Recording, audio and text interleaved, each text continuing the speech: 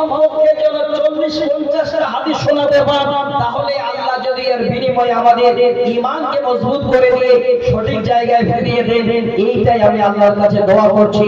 আমি আগে আপনাদের কোরআন হাদিস শোনাই, শেষের বেলায় কি প্রয়োজন আমি জানি, আপনাদের একটু ধৈর্য ধরো। আল্লাহর কোরআন এখানে আছে, সূরাটার নাম হলো সূরা মুলক। অনেক মায়েরা জানে না, পড়ে না।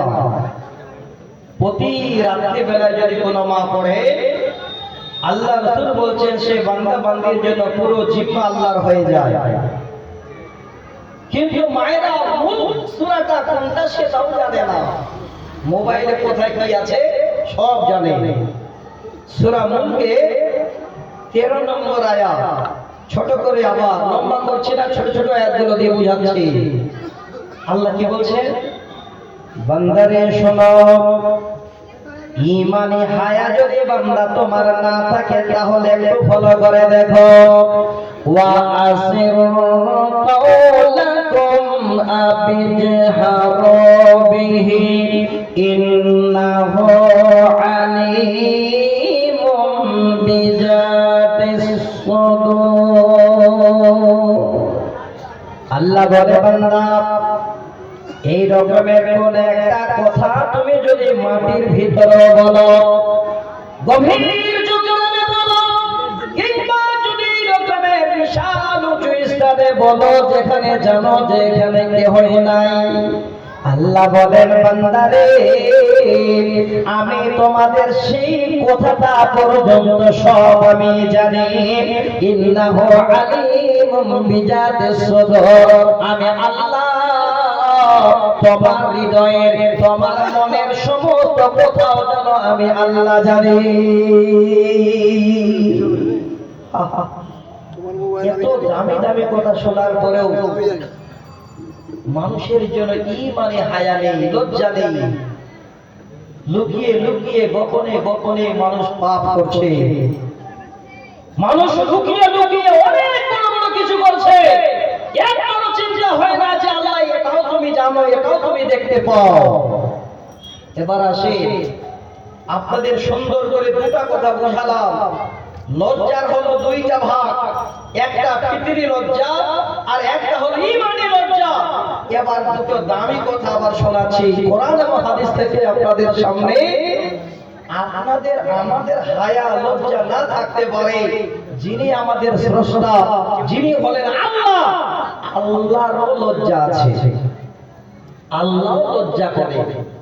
এবার প্রশ্ন, মানে না আল্লাহর আবার লজ্জা কেমন? আল্লাহ কেমন করে লজ্জা করে? এবার সেই জায়গাটা আপনাদের বুঝাবার জন্য আমি ইনশাআল্লাহ আবার একটা হাদিস তুলে দিচ্ছি, খুব ভালো করে শুনবেন। আমি আপনাদের দেওয়ার জন্য আগে বলছি যে আমি প্রস্তুত আছি, আপনারা নেওয়ার জন্য তৈরি হন। এবার এই কথাটা ভালো করে বুঝে নেবে যে আল্লাহরও লজ্জা আছে। এবার প্রশ্ন করবেন, মাওলানা আল্লাহ তো আল্লাহ, আল্লাহর লজ্জা কেমন? শোনেন বলছি, মায়েরে আমার, ওরে বাপেরা আমার, আপনাদের জন্য আবার হাদিসটা তুলে দেই। অনেক মা আছে, অনেক বাবা আছেন, এখন পর্যন্ত হয়তো আব্বা ডাকটা শুনতে পান নাই। অনেক বাবা আছে এই রকমের, আপনার ঘরে অনেক আছে, কিন্তু আপনার মুখটা হাসি মুখ ফুটাবে এরকমের একটা সন্তানও যেন এখনো আপনার নাই। আমি আপনাকে বলে দিচ্ছি আল্লাহ কত বড় লাজুক, আল্লাহর লজ্জা কেমন, কথাটাকে ভালো করে একটু শুনেন। মা যারা এসেছেন, আল্লাহর নবী বলছেন যখন রাতের তৃতীয় অংশ চলে যায়, ঠিক দেখবেন শেষ রাত্রির অংশ চলে আসে। আল্লাহ সপ্তম আকাশ থেকে এবার যেন সব থেকে নিচের আকাশে নেমে আসে। শোনেন যারা আপনারা বিমারে পড়ে আছেন, যারা আপনারা ডায়াবেটিসের রোগী, যারা আপনারা মা জননী অনেক গাইন রোগের সমস্যা আছে, অনেক ভাই আছে যারা হয়তো এই রকমের প্যারালাইসিস হয়ে আছে, অনেক ভাই আছেন আপনার ছেলে মেয়ে নাই, অনেক ভাই আছেন আপনার রুজি রুটি যুক্তিতে বরকত হয় না। আমি শোনাচ্ছি, দেখেন আল্লাহ কেমন লাজক, আল্লাহর হায়া কেমন। আল্লাহ পাক এবার শেষ রাত্রি বেলায় এই সপ্তম আকাশ থেকে নেমে নিচের আকাশে চলে আসে। আল্লাহ চলে আসলেন নিচের আকাশে। এবার ওই মুহূর্তে আল্লাহ পাক আমাদের কি জানাচ্ছেন, এই হাদিসটা যদি আমি মুখস্থ করতে পারিনি, প্রয়োজনে আপনাদের বুঝাবার জন্য আমি দেখে বলবো, আপনারা হাদিসটা শুনবেন। আমি আপনাদের জন্য নোট করে নিয়েছি পয়েন্টগুলো, যেন আপনাদের দিতে পারি, তার জন্য দেখে মা জননী শুনেন ভালো করে। এবার অনেক ভাইজান আছে যে আপনারা এই পদ্ধতিটা জানেন না, যে আল্লাহ সপ্তম আকাশ থেকে যখন নিচের আকাশে নেমে আসে, ওই মুহূর্তে আল্লাহ বলে, বান্দা তোর ঘরে হাসি ফুটেনি, তুই এখনো মা ডাক শুনতে পাসনি রে বান্দে। হে বান্দা, তোর এখনো আব্বা ডাক যেন কোনোদিন কানে আসেনি। বান্দারে, এই গভীর রাত্রি বেলায় আমি আল্লাহ নিচের আকাশে চলে এসেছি। বান্দা, এবার চুপি চুপি তুই তাড়াতাড়ি ঘুম থেকে জেগে যা। সহিহ বুখারীতে হাদিসটা যেদিন পড়ে, আমার ওস্তাদ এই দোয়াটা যেদিন আমাদের শেখাচ্ছিলেন, কেঁদে ফেলেছিলেন। শুনেন ভালো করে, এবার গভীর রাত্রি বেলায় একাই আপনি উঠে যান, এই ঠান্ডার দিনে ওযু করে চুপি চুপি হেঁটে মসজিদে চলে যান। মায়েরে আমার, আপনারা আপনাদের ঘরে এবার মুসাল্লা বিছিয়ে দিন, জায়নামাজটা বিছিয়ে দিন, 2 রাকাত এবার সালাত আদায় করেন। তারপরে এবার আল্লাহর কাছে আপনি আপনার হাত দুটো উঠান। এইখানে শিক্ষা কি নেবে গো? সব তো মাতাল হয়ে গেছে যে, মানে বাজারে হাত উঠাতে হয় আল্লাহর কাছে কিভাবে সবাই জানি না। আমি বলে দিচ্ছি, শুনবেন। আল্লাহর কাছে চাইতে গেলে হাতটা কিভাবে উঠাতে হয়, মা জননী যদি সাইড থেকে কেউ দেখেন আমাকে, তাহলে আমার হাত দুটো ফলো করবে। এক নম্বরে আল্লাহর কাছে যখন চাইবে, আপনার হাতের তালু দুটো সরাসরি আপনার মুখের দিকে থাকবে। দেখেন, মুখের সামনে এইভাবে, কেউ আবার এরকম করে দোয়া করে, এইভাবে করে না, মাথা নিচু করে নিলে এইভাবে দোয়া করছে। নিয়মটাই জানে না। আল্লাহ যে আপনাকে দেবে তার পদ্ধতি তো শোনাচ্ছি। এইভাবে করে আপনি আপনার মুখের সামনে এইভাবে দোয়াটা করবেন। মা জননী, এটা আপনাদের জীবনের শিক্ষা একটা। আমি আপনাদের ছেলে হিসাবে, ভাই হিসাবে আল্লাহ রাসূলের হাদিসটাকে আপনাদের সামনে একটু আমি ফলো করে এর জন্য দিতে যাচ্ছি। আপনারা তাকান আমার দিকে। তাহলে এক নম্বরে দোয়াটা হবে এইভাবে, হাতের তালুটা আপনার মুখের দিকে থাকবে। নাম্বার 2, যখন আল্লাহর কাছে চাইবেন, হাতের তালুটা থাকবে আকাশের দিকে, এইভাবে এইভাবে কাজ করে নয়, এইভাবে। তাহলে 2 নাম্বার হলো, এবার আপনি বলছেন, আল্লাহ এটা তো আমাকে খুব তাড়াতাড়ি প্রয়োজন, এটা আল্লাহ আমাকে লাগবেই। তখন কিভাবে দোয়া করবে দেখে আমি আপনাদের বলতে চাই, মারে আমার, আপনার স্বামী যেন বড় একটা হলো নেশা করে, সে যেন নেশা ছাড়তে পারে না। গভীর রাত্রি বেলায় উঠে ওযু করে 2 রাকাত সালাত আদায় করে হাতটাকে আপনি এইভাবে করে উঠান। যতদূর আপনার হাতটা গেল, মাথাটাকে নিচু করে আল্লাহকে বলেন, আল্লাহ তোমার নবী বলেছেন তুমি এবার নিচের আকাশে চলে এসেছো। আল্লাহ, আজকের দিনে তোমার কাছে আল্লাহ প্রার্থনা করি, আমার স্বামী হলো বড় একটা নেশাখোর, আল্লাহ তাকে তুমি ইমানদার বানিয়ে দাও। আল্লাহ আমার ঘরে সন্তান নেই, সন্তান দাও। আল্লাহ আমার স্বামী প্রতিদিন রাজমিস্ত্রির জোগাড়ি দেয়, রোদ গরম ঠান্ডা যেন কিছুই মানে না। আল্লাহ আমার স্বামীর ঘরে তুমি বরকত দাও। এইভাবে করে যদি হাতটা উঠে আল্লাহকে বলেন, দ্রুত গতিতে আল্লাহর কাছে চান, তাহলে এইভাবে করে হাতটা উঠাবেন আর দোয়া করবেন। যেটা বোঝাতে চাইছি, হে মা আমার, হে বোন আমার, এবার আল্লাহর লজ্জা আছে, কথাটা বুঝাতে বলতে চাইছিলাম, আল্লাহ নিচের আকাশে এবার আপনাকে আমাকে দেখছেন, আমরা হাত উঠিয়েছি।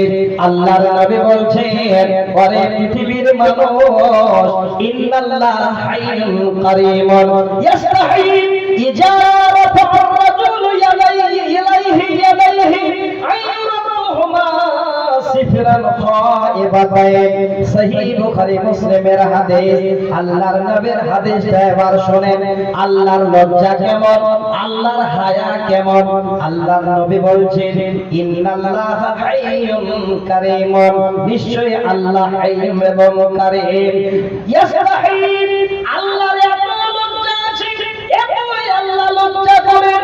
ইজারাফা আর-রাজুল ইলাইহি ইয়াদাইহি, যখন কোন আল্লাহর বান্দা বান্দীরা আল্লাহর কাছে গভীর রাত্রি বেলায় হাত উঠায়, আল্লাহর কাছে যখন যায়, নবী বলছেন, ইউরাদ্দুহুমা সিফরান খাইবাতাইন, আল্লাহর যেন ওই বান্দা বান্দীদের হাত তাকে ফিরিয়ে দিতে এত লজ্জা হয়, এত লজ্জা বোধ করেন।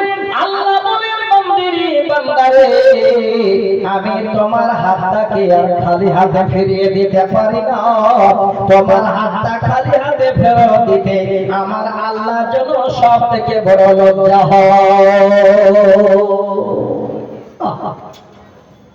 আল্লাহর লজ্জা আছে গো, আমাদের খালি হাত আল্লাহ ফিরিয়ে দিতে চায় না।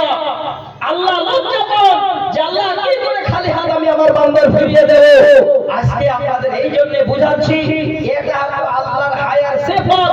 আল্লাহ নিজেই যেন লাজুক, বান্দার হাতকে খালি হাত ফেরত দিতে চান না। এবার আসে দ্বিতীয় নম্বর আর একটা সিফাত বলছি। যারা এখানে বসে আছে, আমি আগে বলেছি আজকের বিষয়টা আমার এক জায়গায় থাকবে। আমার বিষয়টার নাম হলো হায়া, আমার বিষয়টার নাম হলো লজ্জা। লজ্জা যদি উঠে যায়, ঈমান চলে যাবে। ঈমান যদি চলে যায়, আপনার লজ্জা থাকবে না, আপনি গরু ছাগলের মতো চলাচল করবে। এবার আসে, পৃথিবীর বুকে আল্লাহ পাক রব্বুল আলামিন একজন মানুষকে পাঠিয়েছিলেন। সেই মানুষটা মদিনাতে শুয়ে আছে, যার থেকে অতি উত্তম মানুষ পৃথিবীতে কোনোদিন আসেনি আর আসবেও না। একটু নাম চট করে বললে ভালো হতো। কি নাম? নবী মুহাম্মদ রাসূলুল্লাহ, সমানটা বলুন, সাল্লাল্লাহু আলাইহি ওয়াসাল্লাম। চিন্তা করছেন, মাওলানা কি করে মুখটা ঝোলাবো, ভিতরে তো মাল ভর্তি আছে নাকি? এই জালসাতে এসে মাল ভর্তিয়েছেন নাকি গো? কি কাজ করিয়েন না বন্ধু। আসলে আল্লাহর যদি হায়া থাকে, লজ্জা থাকে, তো আপনাদের আমাদের কেন লজ্জা হবে না? এই হাদিসটা শোনাবো আপনাদের, শুনবেন। আজকে এই জায়গাটা সত্যিতেই আমার মন কাড়ানো জায়গা। আর একটা আমার বন্ধু, যেদিন প্রথম আমি আসি তখন থেকে জালসা আসি আর না আসি, মাঝে মধ্যে ফোন করে, সেটা হলো আমার আস্তারুল ভাই। আজকে আপনাদের সত্যিতেই জায়গাটা আমার স্মরণ হচ্ছে বলে মনে হয় এবার দিয়ে 5-7 বার হয়ে গেল। আমি আপনাদের আজকে মাহরুম করে এখান থেকে পাঠাবো না ইনশাআল্লাহ। এটা আমার দায়িত্ব, আপনাদের কিছু দিয়ে যাব। এবার সেই মানুষটা মদিনাতে শুয়ে আছে, তিনি হলেন নবী মুহাম্মদ রাসূলুল্লাহ সাল্লাল্লাহু আলাইহি ওয়াসাল্লাম। তিনি এত লাজুক ছিলেন, তিনার এত লজ্জা ছিল, হাদিসে এসেছে, আশাদা হায়াআন মিনাল আযরাই ফি খিদরিহা, যেমন কুঁয়ারি মেয়েরা বাড়ি থেকে বের হতে লজ্জা বোধ করত, তার থেকেও আল্লাহ রাসূলের বেশি হায়া, বেশি লজ্জা ছিল। সেই মানুষটা মদিনায় শুয়ে আছে। মাজননী শোনাচ্ছি, লজ্জা, হায়া, এই লজ্জাটা কত দামি। আম্মা জান আয়েশা সিদ্দিকা রাদিয়াল্লাহু তাআলা আনহা, হাদিসের রাবী, তিনি হাদিসটা বর্ণনা দিচ্ছে। তিনি বলছে, একদিন আমার নবী আমার ঘরে শুয়ে আছেন, আর ওই সময় নবীর জামাটা এই হাঁটু পার হয়ে যেন একটু উপরে উঠে আছে। আমি যেহেতু হাদিসটা শোনাচ্ছি দেখাবার জন্য বললাম। গরমের দিনে অনেক বাপ ভাইরা আমার গরম সহ্য করতে পারে না, যাদের এসি আছে তারা তো ঢাকা অনেক গরমের দিনে, আর যাদের এসি নাই, গরম সহ্য করতে পারে না, লাইন চলে গেছে, দেখবেন এবার জামা কাপড়গুলো কিছুটা সেটে নেন। তো আল্লাহ রাসূল গরমের জন্য সেটছেন তা নয়, পৃথিবীর বুকে মানুষদের এই লজ্জাটা কি জিনিস, হায়া কি জিনিস, এটা বুঝাবার জন্য হয়তো তিনি এই দৃশ্যটা দেখিয়ে গেছেন। কি হলো, এখান থেকে জামার কাপড়টা উঠে আছে আর আল্লাহ রাসূল শুয়ে আছে। ইতিমধ্যে নবীর সব থেকে যিনি হলেন কাছের বন্ধু, দিনী বন্ধু, এবং তিনি হলেন একজন এত বড় দামি মানুষ, নবীর সঙ্গে সম্পর্কটা এত গভীর, তিনি হলেন আল্লাহর নবীর ফাদার-ইন-ল। তার মানে কি বলে, শ্বশুর মশাই নামটা বলা যাবে? বাহ, তাহলে এবার হাদিসটা বুঝাতে সুবিধা হবে। আমার মায়েদের এখন বলতে গেলে পারতো না। আমাদের দেখেন এই হায়া লজ্জা নাই বলে নষ্ট হয়ে গেল। গ্রামে একটা বিয়ে হয়েছিল, কোনোদিন বলে থাকলে আবারও বলছি, তাহলে লজ্জা আসবে আমাদের একটু। তো মেয়েটাকে জিজ্ঞাসা করেছিল আমাদের শেষ লোকের নাম কি, বলতে পারেনি, গ্রামের একটা ভালো দামি লোকের নাম বলেছিল। নাউজুবিল্লাহ। হ্যাঁ, কারণ এই সমস্ত শিক্ষাগুলো বাবার কাছ থেকে পাইনি, মার কাছ থেকে পাইনি। আমি শোনাতে যাচ্ছি কেন আপনাদের, এই হাদিসটা খালি আপনাদের মন দিয়ে শোনাচ্ছি, আর শুনে নিলেন তা নয়, দুটো তিনটা এখানে জ্ঞান আমরা অর্জন করব। হযরত আবু বকর হলে আল্লাহ রাসূলের শ্বশুর। শুনিয়ে, হযরত আয়েশা বলেন, একদিন আমার আব্বা জান আবু বকর আল্লাহর নবীর কাছে আসবে, জামাইয়ের বাড়িতে আসবে, সেই দিন দরজায় এসে হাজির। নবীজি শুয়ে আছেন, এই পর্যন্ত যেন হাতে উদাম হয়ে আছে। হযরত আয়েশা বলছেন, আমার আব্বা জান দরজায় এসে দাঁড়িয়ে গেল, দাঁড়িয়ে এসে বলছেন, ইয়া রাসূলুল্লাহ, আমি আবু বকর আজকে যেন আপনার কাছে যেতে চাই, আপনি যদি ইজাজত দেন তো আমি আপনার কাছে যাব। কিছু বুঝতে পারলাম কি বুঝাতে চাইছি? আপনি হলেন শ্বশুর, আপনি বেটির বাড়িতে যাচ্ছেন, এবার বেটি দিয়েছেন মানে কি আপনার সব থেকে একদম সমস্ত পাওয়ার আপনি পেয়ে গেছেন। বেটির বাড়িতে গিয়ে আপনি সরাসরি হাত ধরে ঢুকে যাবেন না, ঢুকবেন না ভাই। আপনার রসুনটা কেন যাচ্ছে? কিছুই নেই, সব ছেলে বাচ্চাগুলো হয়তো দোকানের থেকে আসছে বা রাস্তায় যাচ্ছে, কেন উঠছেন আপনারা? একটু বসে উঠে যাবেন না।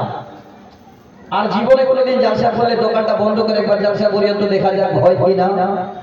যদি লজও হয় তো গ্রামের মানুষ স্বীকার করে নিয়ে, লালগোলার দিকে বেশিরভাগ যত জালসা হচ্ছে দোকান ফাঁকা দোকান, অত তো যাবেন কেন? আমি তো সেদিন শিবস্তি থেকে ভিতরে গ্রামটা বললাম, একটু গ্রামটা সরল ছাড়া হয়ে যাচ্ছে, বড় মাদ্রাসা আছে, একটাও দোকান নাই। না না, খালি আছে। তাহলে আপনাদের যেটা আমি বোঝাতে যাচ্ছি সেই কথাটা শুনে, শ্বশুর হয়ে জামাইয়ের বাড়িতে যাবেন, যতক্ষণ ইজাজত না পাচ্ছেন বলেন, নবী গো যদি ইজাজত দেন তাহলে আমি যাব। এখানে বললেন ভালো করে, জামাইয়ের বাড়িতে যদি শ্বশুর যান, দরজায় গিয়ে দাঁড়িয়ে যাবেন, শুধু মিষ্টির টপলা নিয়ে ঢুকে যাবেন না, মিষ্টি নিয়ে ঢুকবেন না, আগে দাঁড়িয়ে অনুমতি নেন, কারণ ওই বাড়িতে শুধু আপনার জামাই আর আপনার মেয়ে খাই থাকে না। ইজাজত নিতে হবে। হযরত আবু বকর ইজাজত দিচ্ছে, আল্লাহ রাসূল যদি হুকুম দেন তো যাব, বলেন চলে এসো। শ্বশুর এবার বাড়ি ঢুকলেন, হযরত আবু বকর ঘরে ঢুকলেন, আল্লাহর নবী শুয়ে আছেন, দেখেন শোনেন, আমার দিকে তাকান, তাহলে হাদিসটা ভালো করে বুঝতে পাবেন। নবীর জামাতা এই পর্যন্তই ছিল। শ্বশুর চলে আসলে আল্লাহ নবীর জামাতা এই পর্যন্তই থেকে গেল, নিচে নিয়ে গেল না। কিছুক্ষণ বাদে আমাদের দ্বিতীয় খলিফা, একটু নামটা চট করে বলে, হযরতে উমর রাদিয়াল্লাহু তাআলা আনহু। আরেকটু বলে, আল্লাহ রাসূলের কে হতেন? হযরত উমর শ্বশুর। বাহ, তাহলে সবাই জানা আপনাদের। এক শ্বশুর গেলেন আর আরেক শ্বশুর আসছে।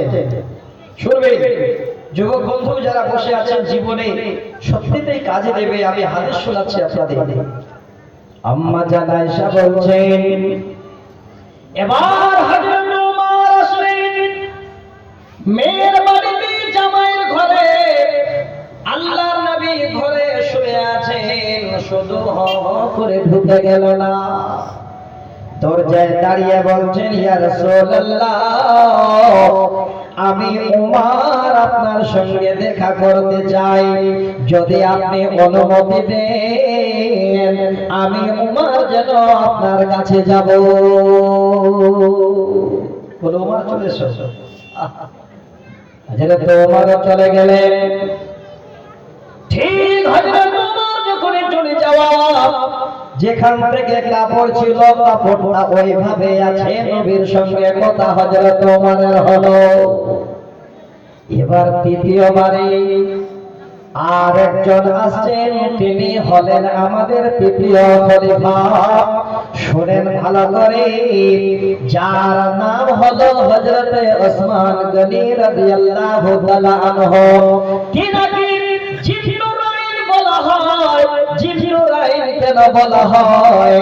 আল্লাহর নবীর দুইখানা মেয়ে হযরত ওসমানকে নবী দিয়েছিলেন, 4টা মেয়ে ছিল নবীর। এবার প্রথম মেয়েটা ওসমানকে দিলেন। যখন প্রথম মেয়ে মারা গেল, আল্লাহর নবী আবার দ্বিতীয় মেয়েটাকে ওসমানকে দিলেন।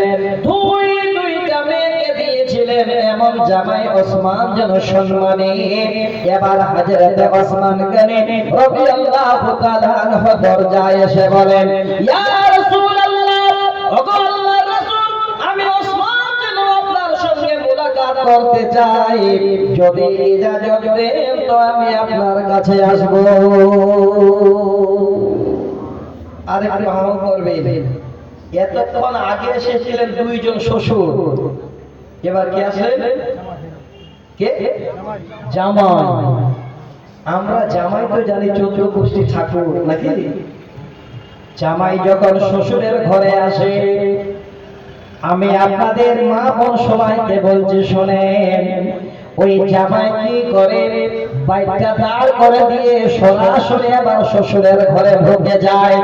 হে ভাই আমার, দেখেন জামাই আল্লাহর নবীর কাছে গেলেন, এবার দাঁড়িয়ে দরজায় বলেন, নবী যদি ইজাজত দেন, অনুমতি দেন তো আমি ওসমান যাব।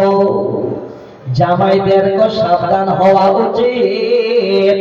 আপনি জামাই বটে, আপনি শ্বশুর ঘরে যাবেন তো আগে ওই শ্বশুর ঘরে গিয়ে ইজাজত নিন, না হলে কাউকে ডাকেন। কারণটা হলো বাড়ির ভিতরে সব যেন আপনার সঙ্গে আপনার মতো নয়। দেখা গেল আপনার একটা সাবালিকা শালী আছে, ওই শালীটা বাড়ির ভিতরে এবার মাথায় ঢাকা দিয়ে নাই, গায়ে ওড়না নাই, বাড়িতে মানুষ নাই, একাই কাজকর্ম করছে। ওরে দোলা ভাই, আপনি ওই মুহূর্তে সরাসরি যেন ওই ঘরে ঢুকে যাবেন না। এই কথাগুলো বললাম, এবার লজ্জা কথাটা আপনাদের শোনাচ্ছি। হযরত ওসমান যখন ঢুকে গেলেন, হযরত ওসমান গনি রাদিয়াল্লাহু তাআলা আনহু আল্লাহর নবীর কাছে গেলেন। সঙ্গে সঙ্গে হযরত ওসমানকে ঢোকা দেখে, বাড়ির ভিতরে প্রবেশ করা দেখে, আল্লাহর নবী শুয়েছিলেন, উঠে গেলেন আর এই জামাটা তাড়াতাড়ি করে নিচে সেটে নিলেন। হযরত আয়েশা অবাক হয়ে গেলেন, আল্লাহর নবীকে প্রশ্ন করছেন। প্রশ্নটা শুনে নবীকে বলেন, নবী গো, আজকের দিনে ওগো আল্লাহর নবী, এই জায়গাটা যেন দেখলাম আপনি হযরত আবু বকর আমার আব্বাকে দেখলেন আপনি কোন রকমের জামাটা নিচু নিয়ে গেলেন না, ওইভাবেই থেকে গেলেন। হযরত ওমর আসলেন, ওইভাবেই যেন আপনার খামারে এইভাবে জামা থেকে গেল। নবী গো যখন হযরত ওসমান ঘরে ঢুকলেন, আপনি আপনার জামাটা সেটে নিয়ে এবার শুয়েছিলেন, উঠে বসে গেলেন। লজ্জা এটাই বোঝায়।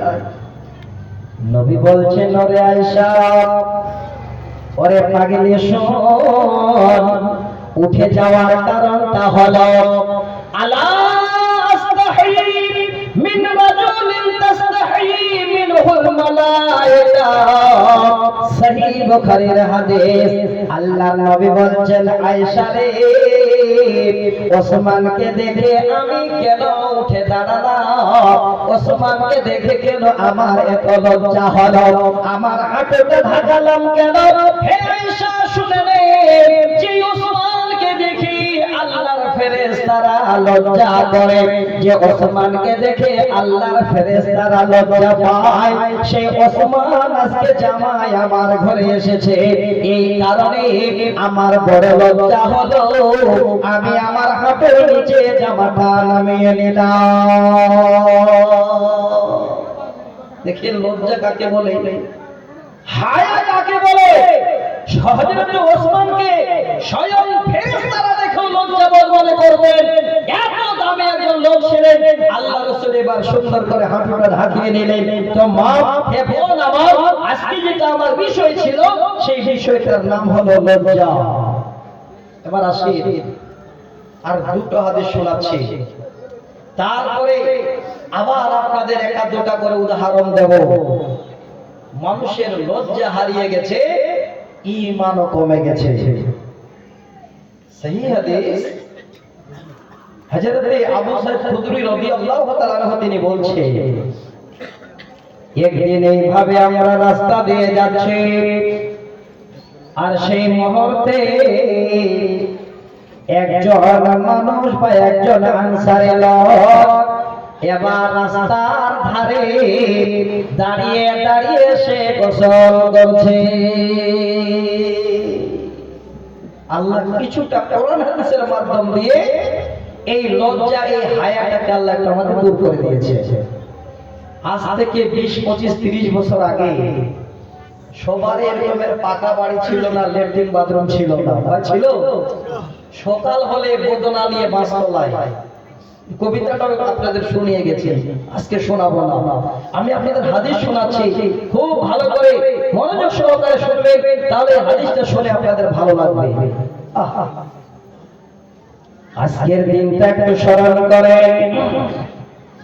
আল্লাহর নবী বলছেন, এবার যখনই সে লোকটা গোসল করা দেখল, নবী যেন দৃষ্টিপাত করলেন, লোকটা দাঁড়িয়ে দাঁড়িয়ে গোসল করে। হ্যাঁ তিনি বন্ধু ভাই আমার, বাবা আমার, আমরা বলি পুরুষ মানুষের লজ্জা নাই, পুরুষ মানুষের আবার গায়ে জামা কাপড় দেওয়া হয় কেন? নবী বলছেন, আমি দৃশ্যটা দেখলাম, তাড়াতাড়ি করে এবার আমি এসে মসজিদের খুতবায় উঠলাম। আল্লাহর নবী খুতবাতে উঠে সুন্দর করে এবার খুতবার মাধ্যমে বক্তব্য রাখতে লাগলেন। ইন্নাল্লাহা হাইয়্যুন, ইন্নাল্লাহা হাইয়্যুন ইউহিব্বুল হায়া ওয়াস সিদর। আল্লাহ যেন হায়াকে অবশ্যই এই রকমের মহব্বত এবং আল্লাহ রাব্বুল আলামিন পর্দা করাটাকে ভালোবাসেন। আল্লাহর নবী খুতবায় উঠে দাঁড়িয়ে দাঁড়িয়ে বলতে লাগলেন, হে পৃথিবীর মানুষ শোনো, সাহাবীরা শোনো, ফায়জা তাসালা আহাদুহুম, যখন তোমরা কেউ গোসল করবে, ফালিয়াস্তাতে, তোমরা একটু পর্দা করে নেবে, কারণ তোমরা দাঁড়িয়ে দাঁড়িয়ে একাই গোসল ফাঁকা জায়গায় করবে, তোমাদের লজ্জা থাকবে না, লজ্জা উড়িয়ে যাবে। অনেক ভাই আমার আছেন, দেখতে পাওয়া যায় সত্যিতেই তাদের লজ্জা নাই। রাস্তার ধারে একটা টেবল দেওয়ানো আছে, সেইখানে লেংটি মেরে দেখেন গা গোসল দিচ্ছে। ঠিক না ভুল বলেছি বলেন? এখনো আছে বেহায়া বেলাজো। আমার মা, হে বোন, আজকে আপনারা শুনতে এসেছেন, শোনেন। আপনার স্বামী যদি আজকে না আসে, আপনার স্বামীকে কালকে বা রাতে বলবেন, থাকো, এই যে রাস্তার ধারে আমাদের টিউবওয়েলটা আছে, এই টিউবওয়েলটাতে বেশি কিছু না পারলেও বস্তার চোট দিয়ে চারিদিকে ঘিরে দাও। সেই হাদিস বললাম, আল্লাহ সব খুতবাতে উঠে বলছেন, যদি তোমরা কে গোসল করো,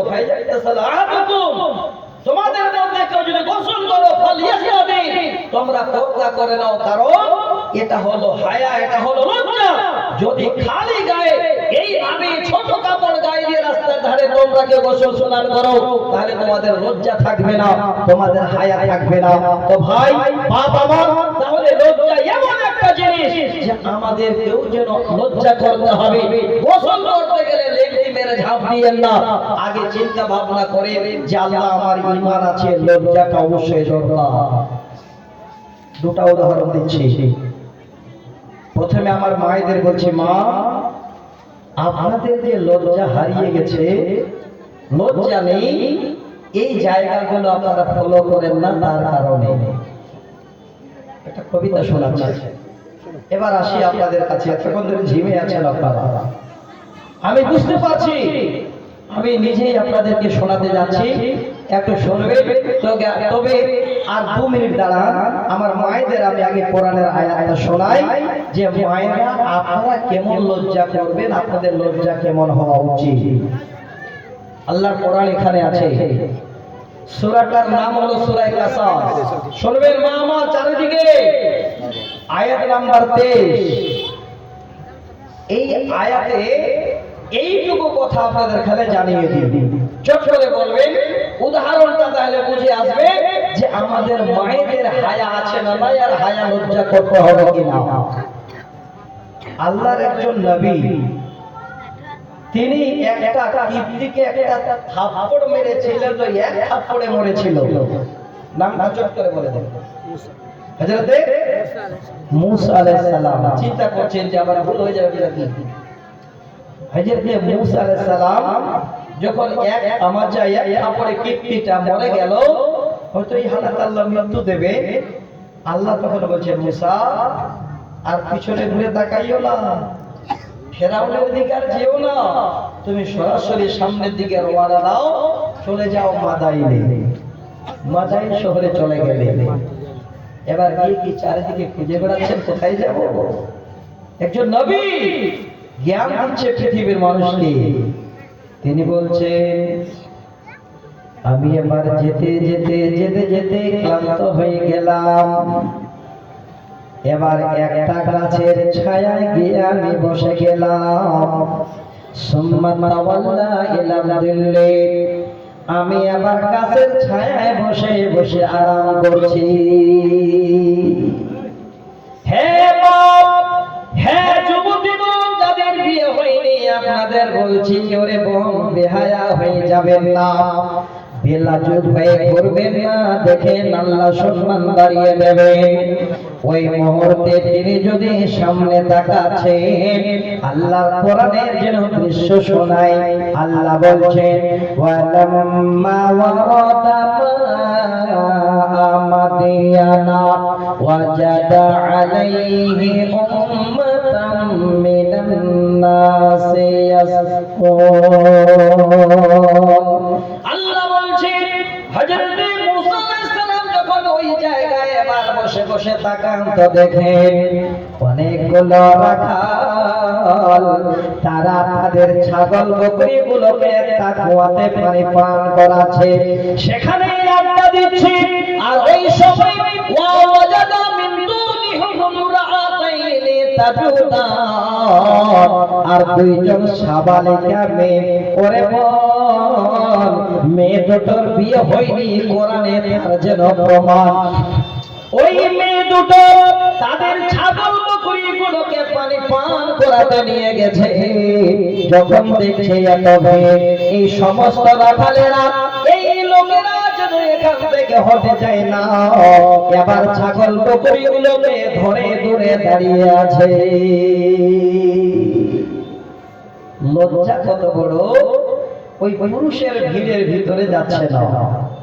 মা জননী হে যুবতী বোন, এখন বর্তমানে যদি কোনো কিছু অনুষ্ঠান হয়, ছেলেদের বলবে সাইড দাও, দুই সাইডে তোমরা, মাঝখানে আমরা, তাই না? ছেলেদেরকে সাইড করে দিয়ে মহিলারা আগে। দেখেন হায়া কাকে বলে, লজ্জা কাকে বলে। ওই মেয়ে দুটো ছাগলগুলোকে ধরে আছে, যেতে দেয় না, যে ছেলেগুলো আগে, রাখালগুলো দূরে যাবে, তারপরে আমরা গিয়ে ছাগলগুলোকে পানি করাবো। কিন্তু রাখালেরা সেখান থেকে তাড়াতাড়ি যাচ্ছে না। তিনি মুসা, রাগী মানুষ, যার অনেক লম্বা কাহিনী আছে, আমি শোনাতে যাচ্ছি না। দৃশ্যটা দেখলে আর বসে থাকতে পারলেন না, হাঁটতে লাগলেন। দেখেন মা, তিনটা লজ্জার কথা এখানে শোনাবো আপনাদের। যেতে যেতে যেতে যেতে ওই মেয়েদের একটু কাছে গিয়ে যেন জবান করে বলছেন, ক্বালা মা খাতবুকুমা, কি ব্যাপার রে বোন, আজকের দিনে তোমরা কেন এখানে এইভাবে দাঁড়িয়ে আছো ছাগল গরুগুলো নিয়ে?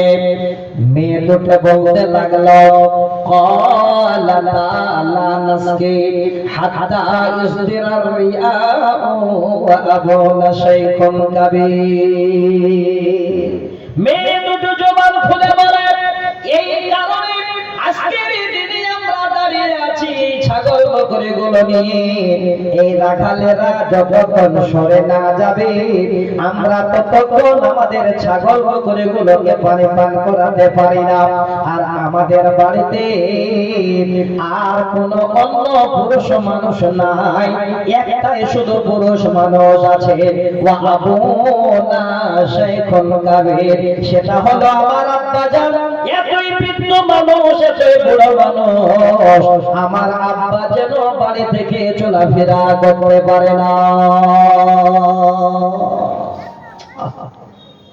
এখন যদি মা বাবা অদম হয়, মেয়ে যদি স্বাভাবিক হয়, মা বাবাকে ফাঁকি দিয়ে ডেলি দিন কালিয়া চোখ, বলো ঠিক না ভুল বললাম? কি করে ফাঁকি দেব বাবাকে দিয়ে টাইমটা পাস করবে কালিয়া চোখে শুরু করে। মা জননী, হে যুবতী বোন, লজ্জা কাকে বলে, হায়া কাকে বলে আমি আপনাদের শোনাচ্ছি, এখনো শেষ হয়নি। এবার হযরত মুসা আলাইহিস সালাম যখনই শুনলে, সঙ্গে বলছেন, বোন ছাগলগুলো দাও। ছাগল বকরিগুলো নিয়ে এবার যাচ্ছে পানি পান করাতে। রাখালেরা সবাই অবাক, এত বড় দরদি মানুষ কোথা থেকে চলে আসলো? এখানেও লম্বা কথা আছে, তাফসিরে আমি যাচ্ছি না। সঙ্গে গিয়ে এবার কুয়াতে ছাগল বকরিগুলোকে পানি পান করিয়ে দিল। মেয়ে দুটো এবার দূরে দাঁড়িয়ে থাকলো, ছাগলগুলো নিয়ে গিয়ে দিয়ে দিল। এবার সেই নবী মুসা আলাইহিস সালাম তিনি বলছেন, ফাসাকা লাহুমা সুম্মা তাওয়াল্লা ইলা দিল্লি ফাকালা রাব্বি লিমা আনজালতা ইলাইয়া মিন খায়রিন ফাকির। এবার হযরত মুসা আলাইহিস সালাম ছাগল বকরিগুলোকে পানি পান করিয়ে দিয়ে আবার গাছের ছায়ার নিচে চলে আসলেন। আর আল্লাহকে বলছেন, আল্লাহ আমি অসহায়, আমার বাড়ি নাই, ঘর নাই, আমার কাছে খাবার নাই। আল্লাহ আমি গরিব মানুষ, তবে আমি জানি আল্লাহ তোমার কাছে সব ব্যবস্থা আছে। এই কথা বলে বসে আছে। মেয়ে দুটো ছাগলগুলো বাড়ি নিয়ে গেলে। যুবতী বোন শুনবেন, আমি আপনাদের বুঝাচ্ছি, তারপরে কবিতাটা বলবো ইনশাআল্লাহ। আপনাদের আরো একজন ভালো বক্তা আছেন, আপনারা কেউ যাবেন, আজকে শেষ দিন। আমি আবার জানি না, ভাবলাম মনে হয় প্রথম দিন, জিজ্ঞাসা করছেন, বলছেন আজকে শেষ দিন। প্রথম যেভাবে লোকজন দেখলাম, তো আমার মনে হচ্ছে এটা শেষ দিন নয়, আধা দিন। যাক আলহামদুলিল্লাহ। মা জননী, এই কথাটা আপনারা মেনে নিয়ে জীবন কামিয়াব। কি হলো? মেয়ে দুটো এবার তাড়াতাড়ি বাড়ি পৌঁছে গেছে। বাবার সামনে হাজির, বড় বাবা তাকিয়ে বলে, বেটি রে, হ্যাঁ বেটি, এতদিন কোনদিন এত তাড়াতাড়ি করে তোমরা আসো নাই, আজকে তো তাড়াতাড়ি করে ছাগল বকরিগুলোকে পানি পান করিয়ে আসলে কেমন করে? মেয়ে দুটো বলছে না আজকের দিনে এই রকমের একজন যুবক আমাদের জন্য এই ব্যবহার করেছেন, তিনি অমুক জায়গায় গাছের ছায়ায় গিয়ে বসে আছে। এইটা হলো আমার এবার বিষয় আপনাদের কাছে। বাবা ডেকে বলছে, বেটি রে, তোরা দুইজন আমার বেটি, আমার কলিজার টুকরো। হ্যাঁ বেটি,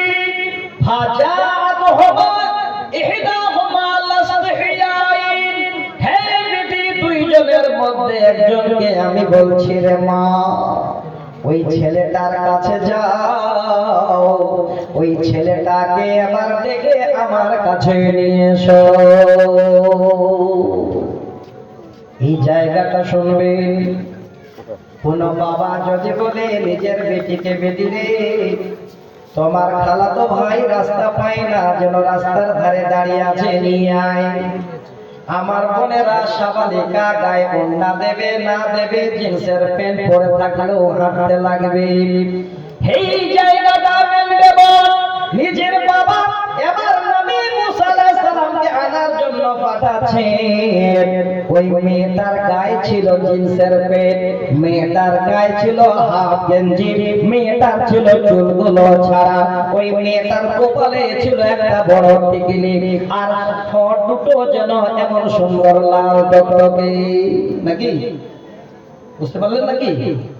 আপনারা বলছেন বলো, ঠিকই বলেছে। এটা বোঝাতে চাইনি, এখানে হায়া কথাটা কোরআনের আয়াতে আছে, লজ্জা কথাটা আছে, এটাই বোঝাতে চাই।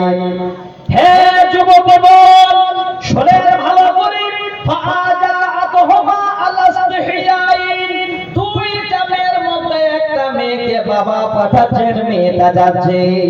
মেয়েটা এত লাজুক, মেয়েটা এত লজ্জাকর, মেয়েটার এত হায়া, সুন্দর করে জামা কাপড় ঢাকিয়ে নিয়ে চোখ দুটো যেন দেখতে পাওয়া যায় না। মনে ভিতরে ইমানি লজ্জা নিয়ে, আবার ফিতরি লজ্জা নিয়ে, এমন জামা কাপড় পুরো শরীরে ঢাকিয়ে নিয়ে হাঁটতে হাঁটতে হাঁটতে হাঁটতে হাঁটতে এবার ওই হযরতে মুসা আলাইহিস সালামের কাছে গিয়ে বলেন, ওরে আল্লাহর বান্দা, আমার আব্বা আপনাকে ডাকে, আমার আব্বা যেন কি আপনাকে বদলা দেবেন। দেখেন ভালো করে লজ্জা কাকে বলে। হে মা, হে মা, একজন যুবক ছেলেকে একটা মেয়ে ডাকতে গেল, তার সঙ্গ পতঙ্গ বের হয়ে নাই, তার শরীর কোন জায়গায় যেন খোলা নাই, মুখ চোখ ঢাকিয়ে এবার নবী মুসাকে ডাকতে গেছে। বাড়ি ডাকতে নিয়ে আসলেন। এবার শুনলে ওই টাইমে শুআয়ব আলাইহিস সালাম বলছেন, বাবু তুমি আল্লাহ তোমাকে বাঁচিয়ে দিয়েছে, চিন্তা করো না, তুমি আমার বাড়িতেই থাকো। শুধু এমনি রেখে দিলেন না, দুইটা মেয়ের মধ্যে একটা মেয়ের সঙ্গে বিয়ে দিয়ে দিলেন। আমি এইটা বুঝাতে যাচ্ছি না আপনাদের, আমার যেটা বলার উদ্দেশ্য, যেটা আমার বলার কথা, সেটা হলো কি, শোনেন ভালো করে। একটা মেয়ে একটা পুরুষ মানুষকে ডাকতে গেল, এত লজ্জা, এত হায়া, পর্দা করে পুরো শরীরটা ঢাকিয়ে এবার চলে গেলেন কোথায়? নবী মুসা আলাইহিস সালামকে ডাকতে। উদাহরণটা আপনাদের দিলাম, আর একটা উদাহরণ দিচ্ছি, সহিহ বুখারীর হাদিস। আমার মা, আমার বোন, আমি আগেই বলেছিলাম একটা বিষয়ের উপর আলোচনা করব। আয়াত পড়েছিলাম সূরা আরাফের 2টি, ইবনে মাজার একটি হাদিস পড়েছিলাম, ইন্না লিকুল্লি দীনিন খুলুকান ওয়া খুলুকুল ইসলামিল হায়া। এই ইসলামের মধ্যে, দ্বীনের মধ্যে সবথেকে অতি উত্তম সিফাত হলো লজ্জা। আজকে যাদের লজ্জা থাকবে না, তার কাছে দ্বীন থাকবে না, ঈমান থাকবে না। আসে সহিহ বুখারীর হাদিস, দৃশ্যটা দেখতে পাবেন। ঈমান যদি থাকে, ওস্তাদ আর ছাত্র, ওস্তাদের নাম হলো আতা ইবনে আবি রাবাহা, এই ছাত্রের নাম হলো আতা ইবনে আবি রাবাহা, আর ওস্তাদের নাম হলো হযরত আব্দুল্লাহ ইবনে আব্বাস রাদিয়াল্লাহু তাআলা আনহু। এবার ওস্তাদের কাছে জ্ঞান আল্লাহ অনেক দেয়, ছাত্রদের কিছু শিক্ষা দেওয়ার জন্য আব্দুল্লাহ ইবনে আব্বাস এবার আতা বিন আবি রাবাহকে বলছে, সেটা কি শুনি? আচ্ছা ঠিক আছে, আজকে বলিয়ে না আমাকে। এবার শুনে আমি 2-4 মিনিট আপনাদের কাছে আসবো, আগে হাদিসটা শোনাই। আব্দুল্লাহ ইবনে আব্বাস আমার কাছে দেখে বলছে, আতা বিন আবি রাবাহ, আমি কি তোমাকে একটা জান্নাতি নারী দেখাবো না? তুমি কি একটা জান্নাতি নারী দেখবে? মা জননী, এই জান্নাত শব্দটা প্রথম সূরা আরাফের আমি 22 নম্বর আয়াতে পড়েছিলাম। এবার হাদিসে এই জান্নাত শব্দটা এসেছে, শুনেন একটু ভালো করে। সঙ্গে সঙ্গে বলছেন আল ওয়ালা, আমি দেখব ওই মেয়েটাকে, দেখবো জান্নাতি মেয়ে কোনটা। আমার মা, এবার ভালো করে শুনেন, আমি বলে দিচ্ছি, কি আমাকে বলে, আমাকে বলবো, আমার কথা ধরবে আজকে, আমার কথা শুনছে তো ওরা। এই মেয়েদের জায়গা হচ্ছে না, এই গ্রামের মেয়েগুলো তো ভালো গো, মায়েরা ভালো, কোনোদিন তো বলতে হয়নি, আজকে কেন বলতে হবে? আচ্ছা মা বোন, আপনাদের নাকি জায়গা হচ্ছে না, আপনার কোনো বোন, আপনার কোনো খালা, কোনো বেটি দাঁড়িয়ে আছে, আর মেয়েরা দাঁড়িয়ে থাকলে মেয়েদের নিজেকে একটু লজ্জা হয়।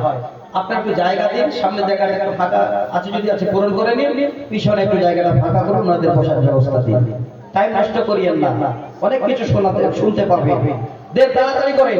কমিটির লোকজন এখানে মাইকে কিছুই বলতে না পায়, নিজেরাই নিজের পজিশনকে আপনারা বজায় রাখেন, তাই হয়ে যাবে।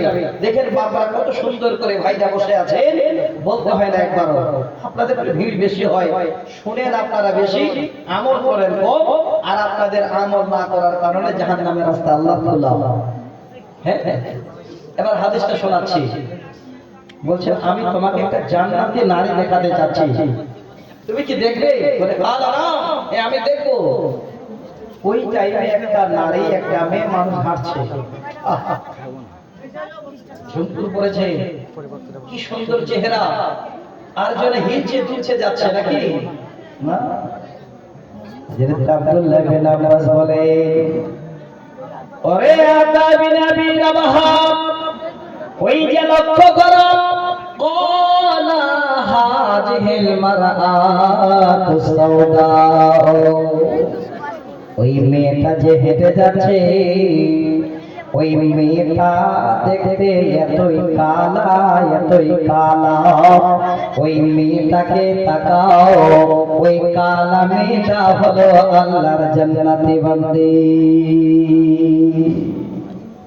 রাবি অবাক হয়ে গেলে, চেহারা নাই, দেখতে ভালো নয়, কাকের মতো তার যেন রং, আবার সেই নারীটা জান্নাতি।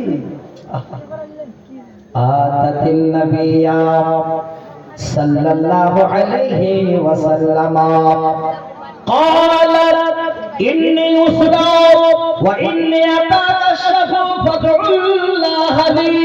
সেই কালা মেয়েটি অন্য কোনো কালিয়া চোখের বাজার নয়, কোথাও বন্ধুর কাছে নয়, সব থেকে দুনিয়ার শ্রেষ্ঠ মানুষ নবী মুহাম্মদ সাল্লাল্লাহু আলাইহি ওয়াসাল্লাম এবার তিনার দরবারে গিয়ে হাজির। এবং জ্ঞান নেওয়ার জন্য কোথায় গেলেন? নবীর কাছে। আর আমি যে বিষয়টা বোঝাতে চাচ্ছি সেটা হলো লজ্জা।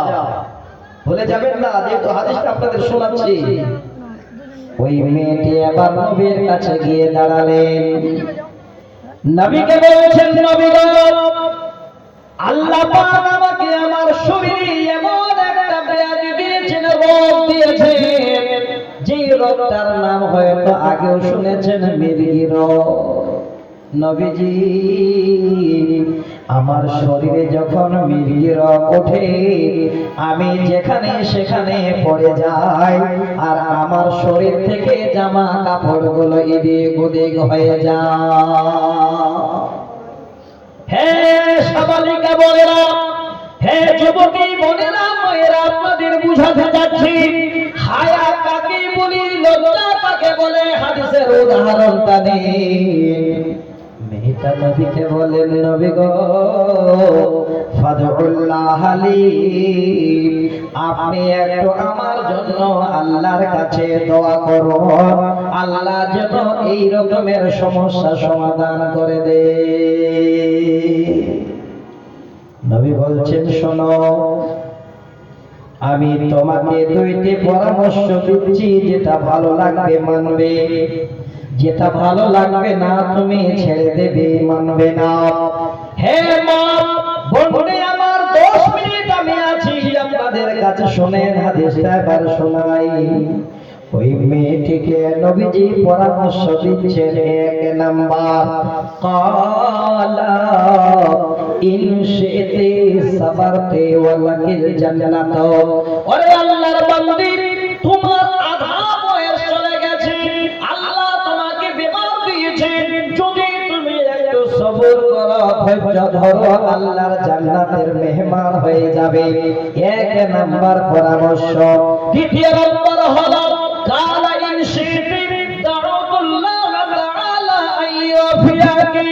আমি নবী আল্লাহর কাছে দোয়া করব, হয়তো আল্লাহ এর দোয়ার বদৌলতে তোমাকে এই বেমার থেকে ভালো করে দেবে। আল্লাহর দুনিয়াটা তোমার জন্য বড় আনন্দের হবে। এবার বলো, আল্লাহর জান্নাত চাও না এই দুনিয়াটা চাও? আমরা হলে বলতাম পরকালে কি হবে দেখা যাবে, আগে দুনিয়া। মেয়েটা নবীর সামনে দাঁড়িয়ে বলছে, ক্বালাত আসবিরু, নবী গো, যা কষ্ট হোক এই করে আমি সময় কাটিয়ে দেব, আমি দুনিয়া চাই না। এইটাও বলার উদ্দেশ্য নয় আমার, মেয়ের যেটা উদ্দেশ্য এবার চলে আসে। মেয়েটি এবার বলছেন, ইয়া রাসূলুল্লাহ, আমার এই কথাটা একটু আপনি চিন্তা করুন। নবী গো, আমি একজন নারী, সাবালিকা হয়ে গেছি, আমার চেহারাটা কাকের মতো কালো, তারপরও নবী আপনাকে বলছি, নবী গো, আমি রাস্তায় যেতে যেতে যদি মির্গি বিমারে আক্রান্ত হয়ে যায় আর রাস্তায় যদি পড়ে যায়, আমার জামা কাপড়গুলো যদি শরীর থেকে এদিক ওদিক হয়ে যায়, যত মানুষ যাবে, যত লোকজন যাবে, সবাই তারা আমার দিকে তাকাবে, যেন বড় লজ্জার বিষয়। নবী আপনাকে বলি, ফাতুল্লাহ আলী আইয়াতা কাশফা ফাতাআলাহা। নবী গো, বড় লজ্জার কথা, আপনি একটু আমার জন্য আল্লাহর কাছে দোয়া করুন। আমি যখন মির্গি রোগে আক্রান্ত হয়ে পড়ে যাব, আমার জামা কাপড়গুলো শরীর থেকে যেন হতে না যায়, এই লজ্জা যেন আল্লাহ আমাকে না দেয়। আল্লাহর কাছে দোয়া করুন, ফাতাআলাহা। আল্লাহর নবী আমার সেই মেয়েটার জন্য আল্লাহর কাছে দোয়া করলেন। কি বুঝাতে চাইলাম রে মা, একটা অসুস্থ মহিলা, মির্গি রোগে আক্রান্ত মহিলা, সেই মহিলার এত বড় হায়া, এত বড় লজ্জা। নবীকে বলছেন, নবী গো, আমার অঙ্গ প্রত্যঙ্গ যেন অপর পুরুষ দেখতে না পায়, আমি বিমারে পড়ে যাব, আমার শরীর যেন মাটিতে লুটে যাবে, আমার শরীরটা যেন জামা কাপড় দিয়ে ঢাকা থাকে। বর্তমান মায়েরা এখন তারা চাইছে যত শরীরটা আমাদের দাম হয়ে থাকে, ঠিক না ভুল বলে? হায়া নাই, লজ্জা নাই। কবি বলছে, এত ভরকলির কারবার, মেয়েদের জামাতে কলা, ছেলেদের গলে দেখি হার, কি ভাইয়া কি চাইয়া দেখায় কি সুন্দর, এত ভরকলির কারবার। মেয়ে এখন হইল পুরুষ, হাতে লয় না চুড়ি, গায়ে তাদের নাই ব্লাউজ, পরতে চায় না শাড়ি। মেয়ে এখন হইল পুরুষ, হাতে লয় না চুড়ি, গায়ে তাদের নাই ব্লাউজ, পরতে চায় না শাড়ি। দেখো পরখা পরিয়া সাইনবোর্ডে যে লউটিয়া ফেসকাটি দেখায় কি সুন্দর এত ধরকলির কারবার।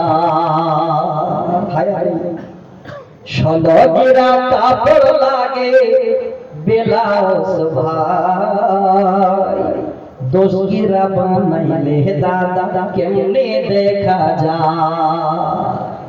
আগের জামানায় মায়েরা এত লজ্জাবতী ছিলেন, এত হায়া ছিল, যদি তারা জামা ব্লাউজ বানাতেন তো ফুল হাতা বানাতেন।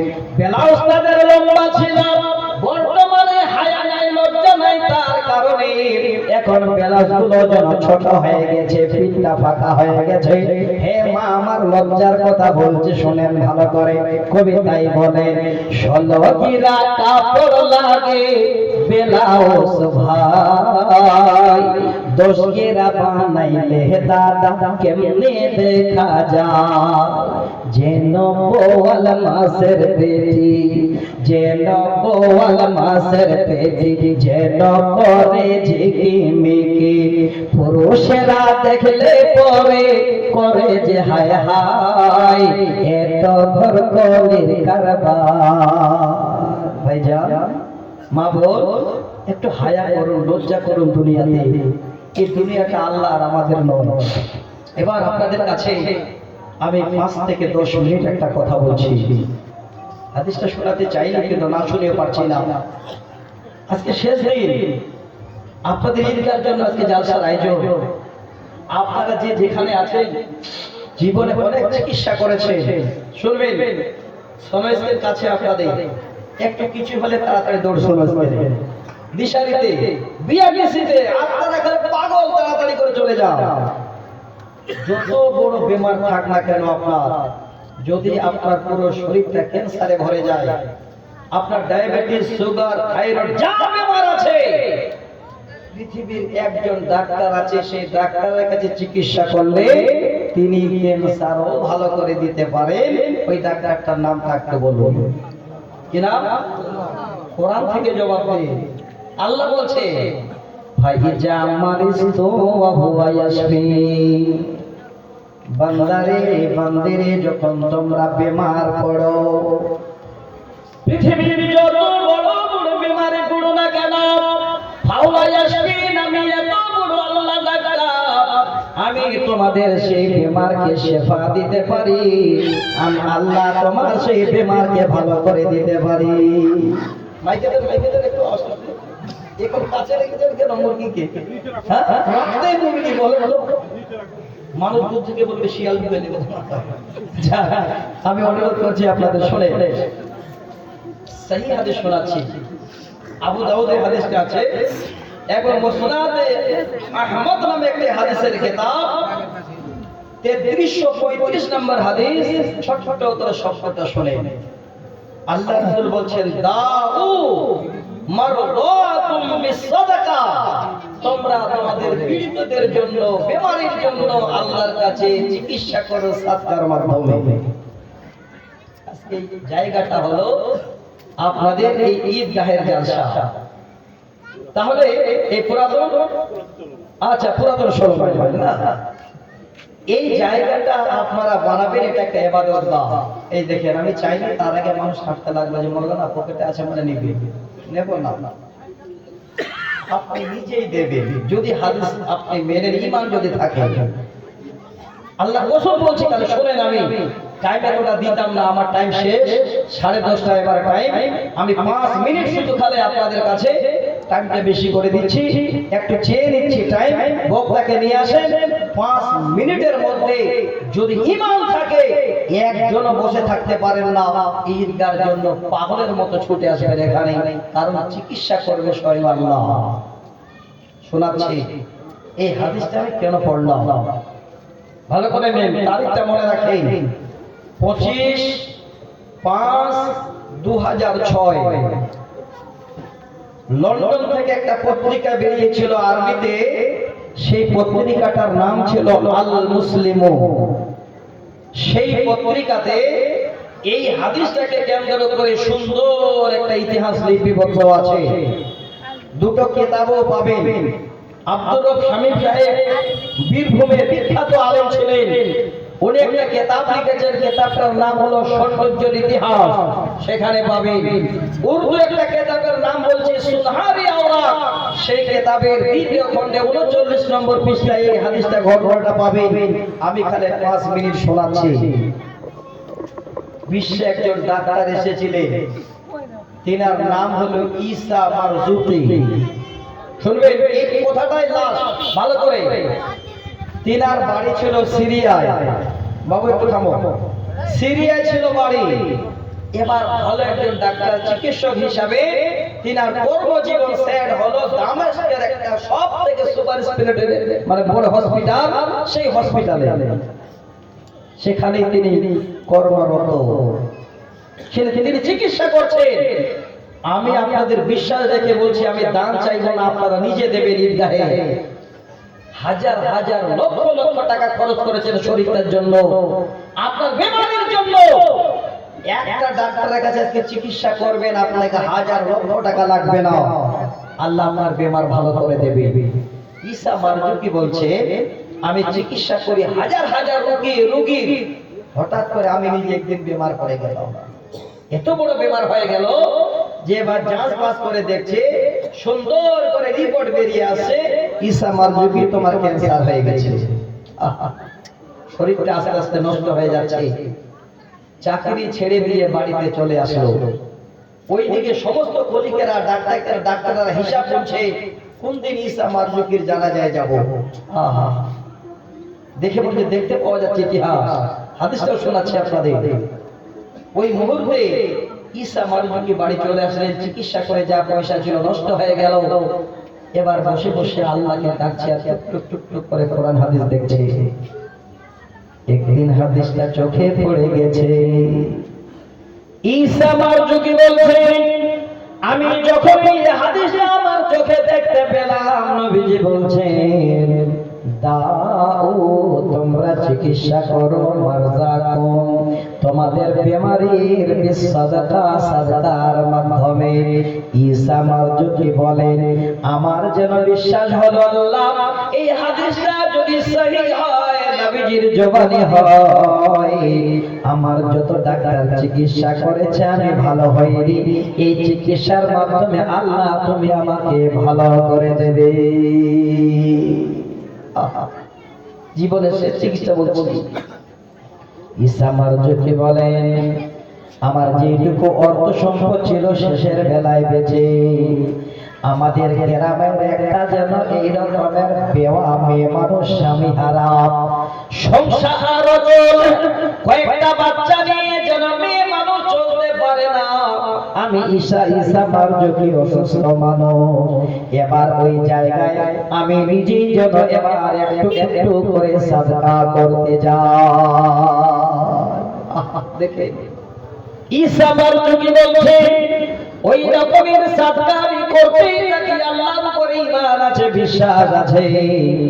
আল্লাহ বলেন, বান্দারে জীবনের শেষ চিকিৎসা আমার কাছে তুমি হাত বাড়িয়ে দিয়েছো, আর আমি আল্লাহ বলছি ফাহুয়া ইয়াশফিন, আমি তোমাদের জন্য বেমারকে ভালো করে দিই।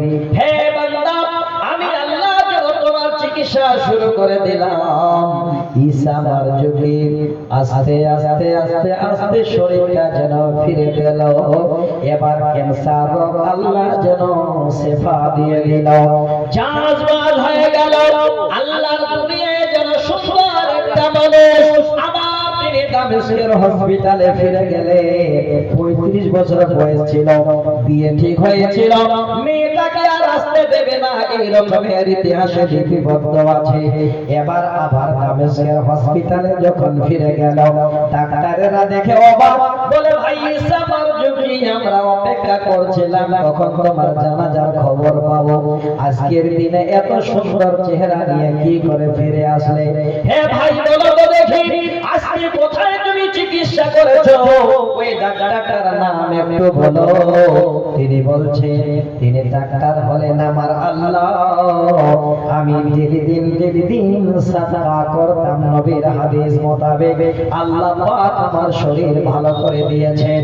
সেই দামেস্কের ডাক্তারেরা আবার ঈসা মারজুকির জাঁচ করলো, রিপোর্ট করে যদি দেখে তার ক্যান্সারের বেমার আল্লাহ ভালো করে দিয়েছে।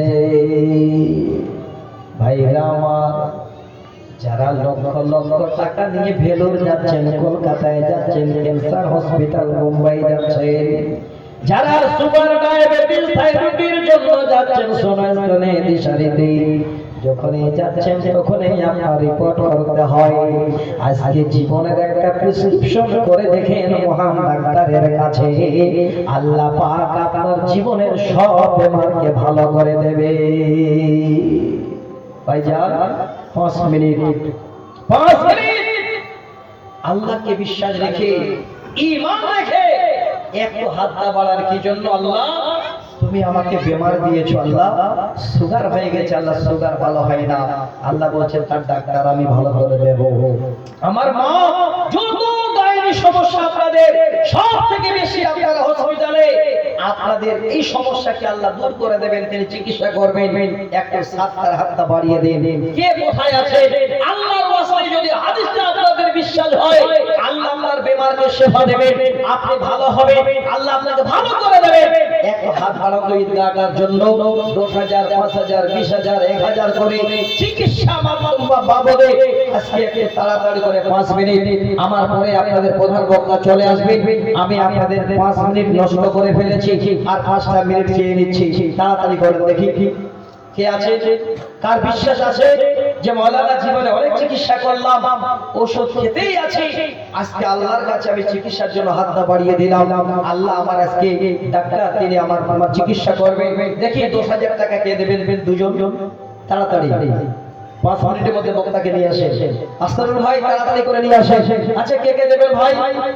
মায়েরা আমার, জীবনে অনেক পয়সা নষ্ট করেছেন স্বামী, আপনার পয়সা নষ্ট করেছে, আর ডাক্তারের কাছে যাচ্ছে, আজকে মহান ডাক্তার আল্লাহর কাছে চিকিৎসার জন্য একটু হাতটা বাড়ান। মায়েদের কাছে একটা চাদর পাঠান তো।